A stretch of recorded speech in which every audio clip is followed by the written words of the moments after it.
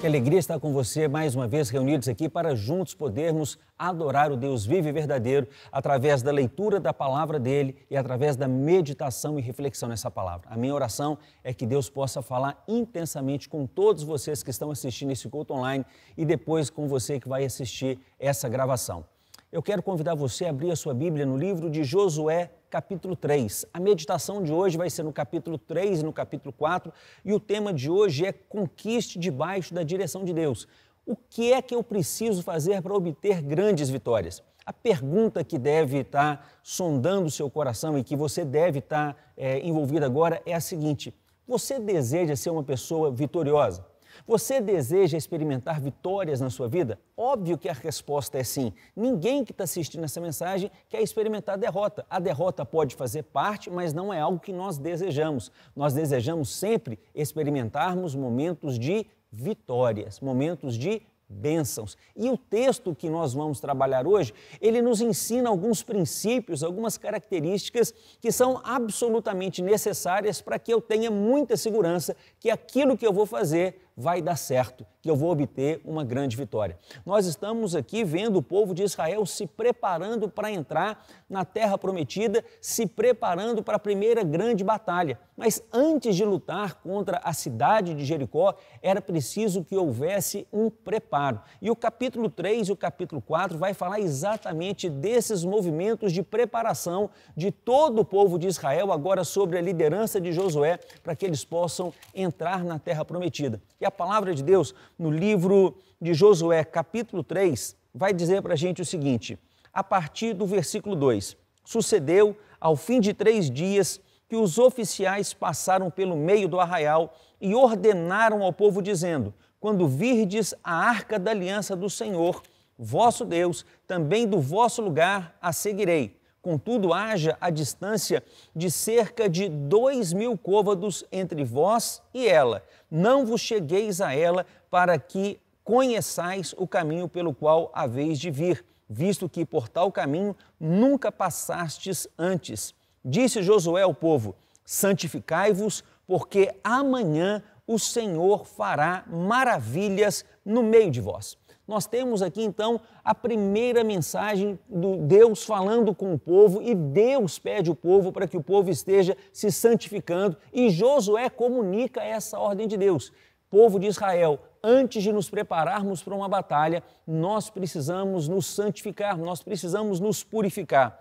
E a partir daí, existe toda uma ordem que vai ser descrita sobre como o povo deve proceder para atravessar o Rio Jordão. E o versículo 14 diz o seguinte, tendo partido o povo das suas tendas para passar o Jordão, levando os sacerdotes a arca da aliança diante do povo, e quando os que levavam a arca chegaram até o Jordão e os seus pés se molharam na borda das águas, porque o Jordão transbordava sobre todas as ribanceiras todos os dias da cega, pararam-se as águas que vinham de cima, levantaram-se no montão muito longe da cidade de Adã, que fica ao lado de Sartã, e as que desciam ao mar de Arabá, que é o mar salgado, foram de todo cortadas. Então passou o povo defronte de Jericó. Porém, os sacerdotes que levavam a arca da aliança do Senhor pararam firmes no meio do Jordão e todo o Israel passou a pé enxuto atravessando o Jordão. A palavra de Deus continua no capítulo 4 dizendo o seguinte, tendo, pois, todo o povo passado o Jordão, falou o Senhor a Josué dizendo, tomai do povo 12 homens, um de cada tribo, e ordenai-lhes dizendo, daqui, do meio do Jordão, do lugar onde parados pousaram os sacerdotes os pés, tomai 12 pedras e levai-as convosco e depositai-as no alojamento em que haveis de passar a noite. Aqui existia uma ordem muito clara de Deus. A história, para que você possa entender, às vezes quando nós fazemos a leitura do texto não fica clara, mas a ordem que Jesus dá é o seguinte, nós vamos ter que atravessar o Rio Jordão e nessa época o Rio Jordão estava transbordando porque era o período de seca, então imagina um rio que está com as margens estendidas, ou seja, tem muita água, tem muita correnteza e o povo precisa atravessar. Deus fala com esse povo, eu preciso que você se santifique santifiquem, e depois que vocês se santificarem, os sacerdotes estarão indo carregando a arca da aliança. O povo vai atrás, cerca de 1 quilômetro andando atrás. Quando os sacerdotes pisarem no Rio Jordão, eu vou parar as águas do Jordão. É como se Deus colocasse a mão segurando as águas do Jordão, de forma que daquele ponto para baixo não tem mais rio e do ponto para cima as águas continuam se acumulando, porém Deus, Ele está no controle e os sacerdotes estão ali com a arca parada na beira do rio. E o povo vai atravessar a pés enxutos, vai atravessar o Jordão sem que seja necessário barco, balsa nem nada. Eles vão atravessar a pés enxutos. Com mais um detalhe, Deus diz assim, Josué, separa 12 homens, um de cada uma das 12 tribos de Israel, e no meio do rio tem várias pedras. Cada um vai pegar uma pedra e dessa pedra vocês vão fazer um memorial. Onde vocês estiverem, essas pedras vão acompanhar vocês. Isso aconteceu e o povo atravessou o Jordão e aqui agora eles já tinham visto como Deus era poderoso e as coisas extraordinárias que estavam prestes a acontecer. Então, no momento de preparação para aquelas grandes batalhas que aconteceriam na conquista da Terra Prometida, o povo teve agora uma experiência para saber o que aconteceria e ter a certeza de que, assim como Deus foi com Moisés, Deus seria também com Josué. Deus diz para Josué disso, hoje começarei a engrandecer-te perante os olhos de todo Israel. Esse momento aqui de preparação era o momento em que todas as pessoas veriam que Deus estava no meio do povo, o líder escolhido por Deus era Josué e o que Deus exigia é que algumas coisas fossem cumpridas à risca. Eu extraí desse texto 4 características de um povo que caminha debaixo da direção de Deus. A primeira característica é a santidade. Santidade significa que esse povo não pode pecar. Santidade tem a ver com pureza, limpeza, ordem, confissão. Nesse momento agora, o povo de Israel vai se preparar para a batalha e muito mais importante do que fazer treinamentos de guerra, Deus pede àquele povo, olha, o detalhe final, eu quero que o meu povo se santifique, eu quero que vocês confessem os seus pecados, eu quero que vocês abandonem os seus pecados, eu quero que vocês estejam limpos diante de mim, porque o meu exército precisa ser um exército puro, um exército limpo, um exército santo. Então, não sei como está a sua vida, mas Deus está dizendo que as características de uma pessoa que deseja experimentar vitória, a primeira característica é santidade, desejo de ser santo e desejo de ser limpo diante da presença de Deus. Porém, Deus continua dando algumas outras ordens e Deus fala com os sacerdotes, olha, eu quero que vocês estejam indo, caminhando com a arca até o Jordão e ali vocês parem. A segunda característica é obediência. Deus dá uma ordem e é preciso que você cumpra aquela ordem à risca. Eles receberam aquela ordem e eles então obedeceram aquela ordem. A primeira característica da santidade era não pecar. A segunda característica da obediência é não questionar. Simplesmente Deus falou para você fazer isso, faça aquilo que Deus está mandando você fazer. Deus mandou carregar a arca e parar nas margens do rio, obedeça a Deus. A terceira característica que nós encontramos é que era preciso ter muita fé. Olha só, esses homens, os sacerdotes ficaram parados na margem do rio, porém o povo teria que passar pelo Rio Jordão e eles não estavam vendo nenhuma muralha segurando aquelas águas. Imagine que você tem aqui do seu lado uma parede de água que a qualquer instante pode estar caindo sobre você. E Deus fala, é preciso que vocês atravessem a pés enxutos e eu não vou tirar a mão e essas águas não vão cair sobre vocês. Meu irmão, sabe o que é isso? É preciso ter muita fé. Às vezes nós vamos para alguns lugares e mesmo que tenha lá uma barreira, tem pessoas que ficam com medo de passar, tem uma barragem, ficam com medo até de passar por conta daquela barragem. Agora imagina nesse momento em que não era nada visível, simplesmente a parede de água estava ali e as águas iam aumentando, aquela parede só ia aumentando, chegando mais e mais e mais água, a ponto de que os sacerdotes, que no primeiro momento estavam nas margens do rio, agora o texto depois diz que eles vão estar quase no meio meio do rio. Eu quero que você entenda que para atravessar aquele momento ali, era preciso ter muita fé. Fé é a gente não duvidar. Fé é ter certeza de que aquela parede de água não vai cair. Fé é acreditar que o nosso Deus é o Deus de milagres. E a Bíblia também diz que sem fé é impossível agradar a Deus.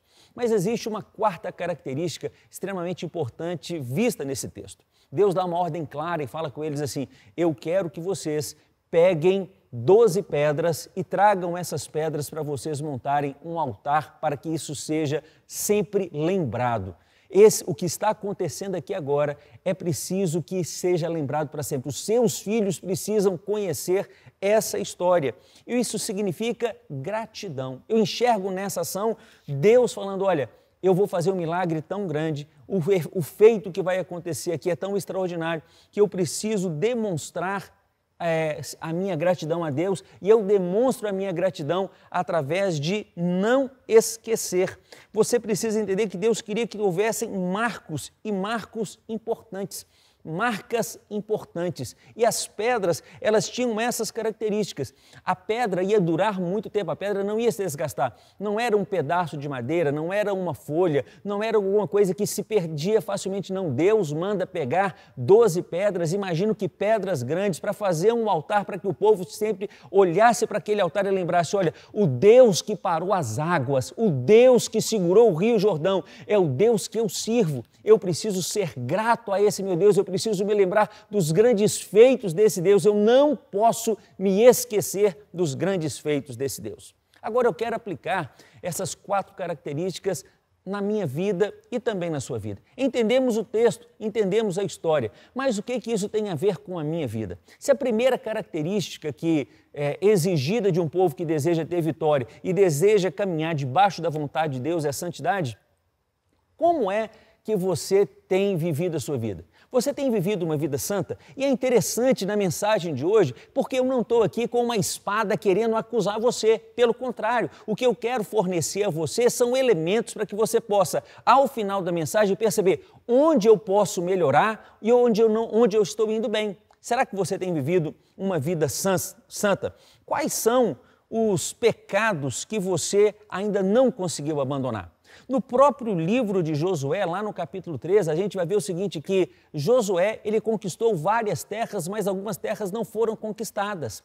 Sabe que isso acontece muitas vezes com a gente? Nós abandonamos muitos pecados, mas existem alguns pecados que você se acostuma com eles e que você nem pensa em abandoná-los. E a Bíblia está dizendo para mim e está dizendo para você que nós, para agradarmos a Deus e para termos certeza de que vamos ter vitórias, é preciso que nós desejemos ser santos, que nós desejemos viver uma vida que agrada a Deus. Então, quais são os pecados que você ainda precisa abandonar? Quais são os vícios que você precisa vencer? Os seus olhos, eles têm sido bons olhos?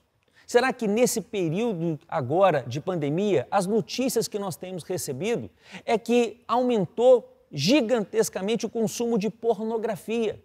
Será que isso por acaso entrou na sua casa, entrou na sua família? Essa é uma luta que você precisa vencer? A área sexual, ela tem militado contra você mais do que isso? Será que, por acaso, dentro do aspecto de santidade, você precisa lutar contra a inveja, vaidade, mentira? Pense um pouquinho.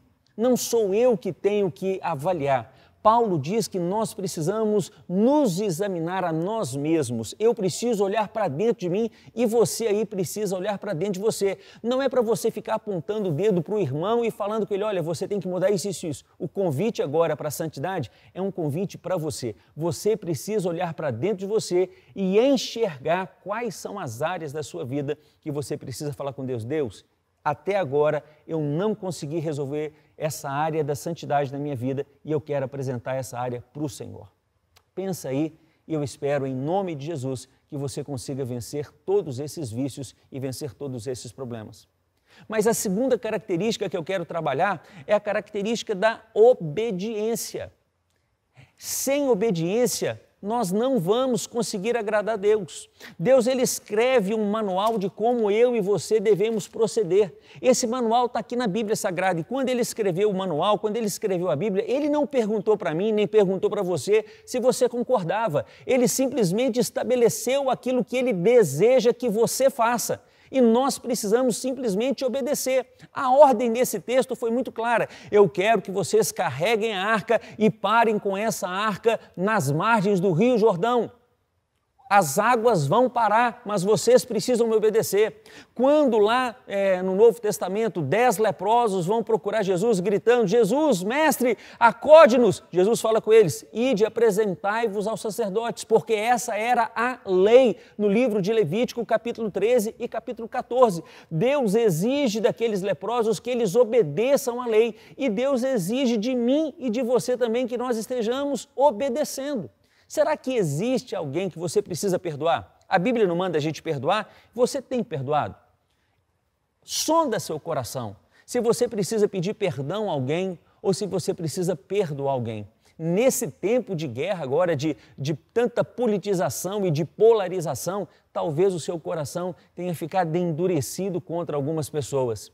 Pense aí algumas pessoas que pensam de forma muito divergente da sua e talvez você tenha lançado sobre aquelas pessoas uma palavra ou um desejo muito ruim que desagrada a Deus. Outra pergunta que você precisa fazer, Deus concedeu a você talentos, Deus deu dons e talentos. Será que você tem usado todos esses dons e talentos para a glória dele? Durante a pandemia, eu aprendi algumas coisas e eu desenterrei um talento que eu tinha, que Deus tinha me dado, que era o talento de escrever. Agora, todos os dias, eu tenho escrito textos, mas isso aconteceu comigo, foi num sábado à noite, depois do culto aqui no Oitava Jovem, Deus falou ao meu coração, Ele não me deixou dormir enquanto eu não tinha entendido que eu precisava voltar a escrever. Quais são os talentos que você tem enterrado? E a Bíblia diz que você precisa exercer, você precisa praticar esses talentos, você não pode enterrar esses talentos. Você tem obedecido todos os mandamentos? Você tem obedecido aos estatutos, preceitos de Deus? Você tem evangelizado? Quantas pessoas você ganhou para Cristo durante esse período da pandemia? Quantas pessoas você evangelizou? Você tem praticado ação social, ou seja, amor ao próximo? Você tem socorrido o necessitado? Você tem se envolvido com missões? Você tem estudado de forma apaixonada a palavra de Deus?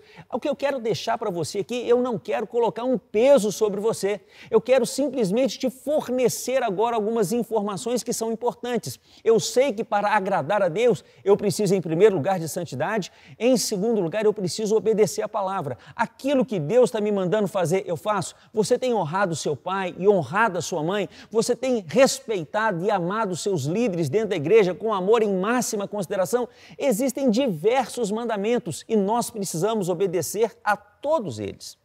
Mas existe uma terceira característica e a terceira característica é a fé. E a pergunta que eu quero falar para você é, você tem vivido como alguém que caminha pela fé? Ou será que a sua vida é toda baseada em coisas que você consegue controlar?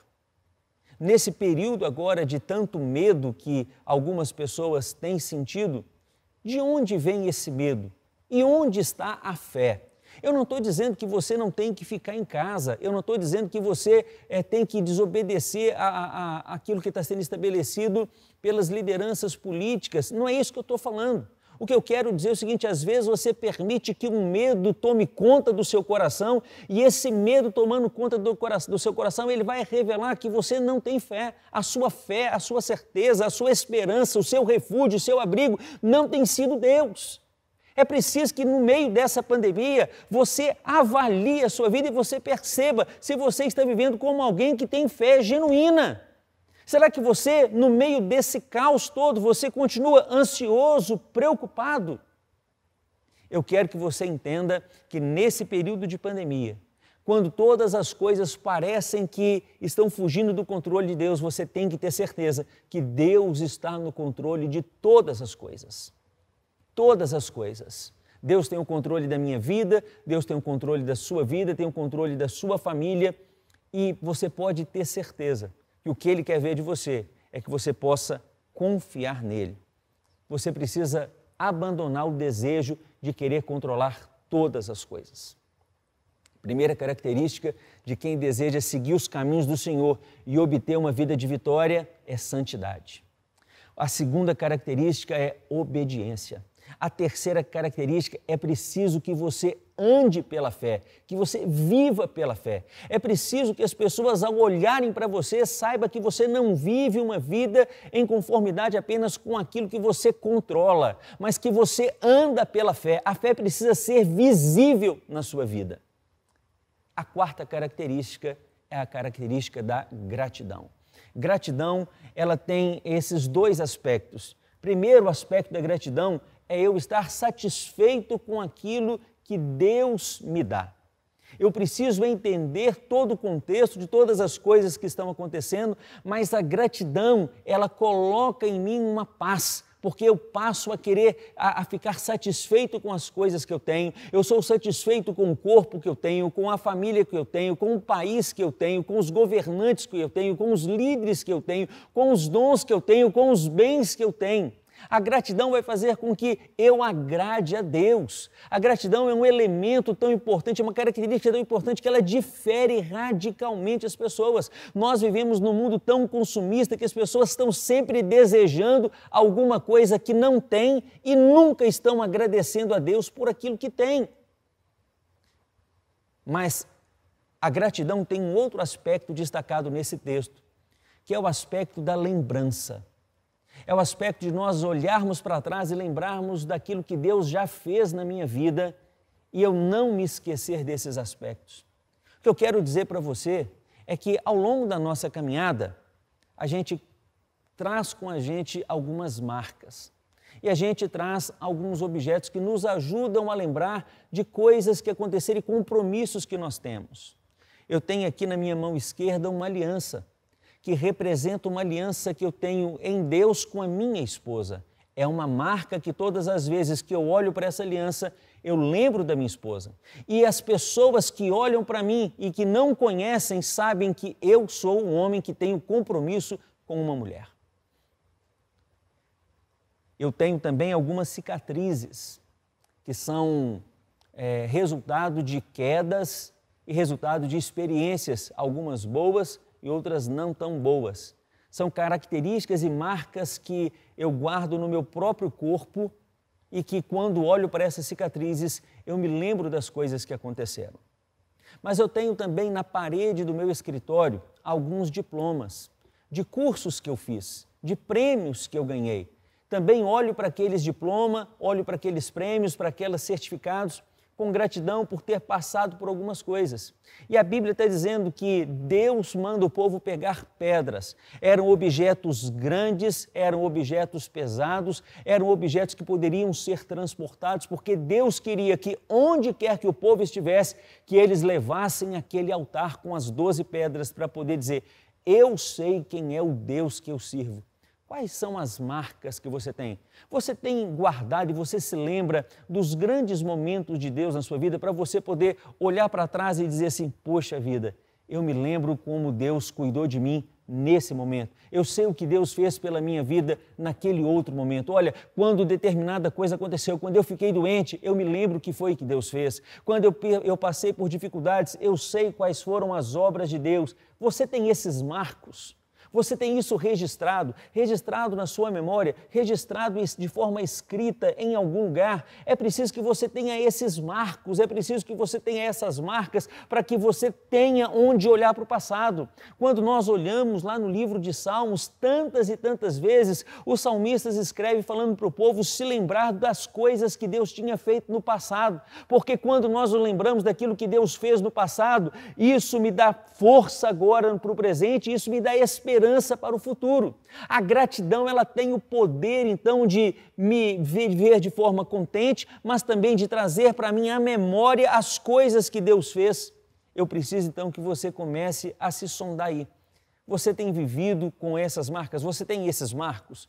Você tem para onde olhar? Ou até hoje você tem vivido uma vida com Deus, ou você tem tido uma caminhada com Deus em que essas marcas ainda não são presentes. Você não teve uma experiência de atravessar o Jordão a pés enxutos. Se você não teve, Quem sabe agora, nesse momento da pandemia, quem sabe a partir de hoje, Deus vai começar a fazer alguma coisa tão extraordinária na sua vida que você nunca vai se esquecer. Algo que vai ser tão impactante na sua vida que você vai desejar contar aquilo para todas as pessoas. Você vai ter o seu testemunho, você vai ter a sua história de fé para você poder compartilhar. Você não vai precisar mais apenas olhar para as Escrituras, olhar para o passado e olhar para os testemunhos dos irmãos da igreja. O meu desejo é que você tenha uma experiência com Deus tão intensa que isso vai marcar em você, isso vai gerar em você gratidão e você não se esquecerá e não permitirá que as gerações futuras da sua família também se esqueçam desse grande feito. Quero orar por você agora então. Feche seus olhos aí na sua casa e oremos ao Senhor. Pai amado, a palavra do Senhor foi lida e a palavra do Senhor foi pregada. Nós sabemos, ó Deus, e todos nós que estamos aqui, queremos, Deus, viver uma vida em que a vitória faz parte do nosso cotidiano e a palavra do Senhor diz que nós somos um povo mais do que vencedor. E Deus, algumas coisas o Senhor exige de nós. E o Senhor exige de nós, Deus, que nós sejamos santos. O Senhor estabelece a santidade do Senhor como padrão para a nossa santidade. Sede santos como o vosso Deus é santo. Deus, que todos nós que estamos aqui agora assistindo essa palavra, possamos ser impactados de forma que desejemos ardentemente no nosso coração viver uma vida limpa, vivermos de forma pura, Deus, para nos apresentarmos diante do Senhor. Ajuda-nos também, Deus, a sermos mais obedientes e entendermos que nós não devemos questionar a Tua palavra, mas nós somos chamados para ser um povo que obedece a Tua palavra. Ajuda-nos, Deus, a termos experiências de fé, momentos de fé e vivermos, Deus, dependendo do Senhor e não dependendo da força do nosso trabalho. Eu quero te pedir, Deus, que o Senhor gere dentro do nosso coração gratidão e lembrança, de forma que nós não venhamos nos esquecer do que o Senhor fez no passado, mas principalmente, Deus, gratidão por aquilo que o Senhor fez na cruz. Porque, Deus, simplesmente a obra da cruz é suficiente para que eu seja eternamente agradecido ao Senhor. Nós não temos como pagar. Nós recebemos, ó Deus, pela graça, recebemos, Deus, a Tua misericórdia, recebemos o Teu amor, recebemos o Teu perdão e queremos ser gratos ao Senhor, vivendo uma vida, Deus, que lhe seja digna. Assim eu oro e assim eu agradeço no nome de Jesus. Amém. Olá, gente boa! Muito obrigado por você estar conosco nesse vídeo. Que o Senhor Jesus te abençoe e te guarde. Não deixe de dar o seu like. Também inscreva-se no nosso canal e nos acompanhe nas redes sociais. O Senhor Jesus te abençoe e te guarde. Um grande abraço.